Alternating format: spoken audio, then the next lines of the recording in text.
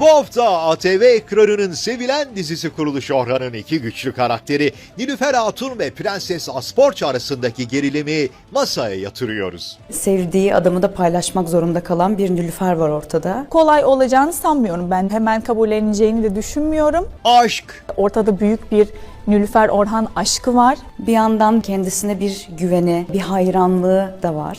kıskançlık ve rekabet. Bu çatışma ve bu rekabet diyeyim biraz uzun sürebilir. Arasında bir kıskançlık durumu da var. Kadın dayanışması ve gelecek günler. Elinden geleni yapmaya çalışıyor. Gonca ikinci kadın sevmiyor. Bunu bir anlayalım. Çok daha zor karar verme döneminden geçecek. Aslında Orhan onun tek ailesi konumuna geçiyor. Bu röportajlar kaçmaz bizden söylemesi. Merakla bekleyin diyorum.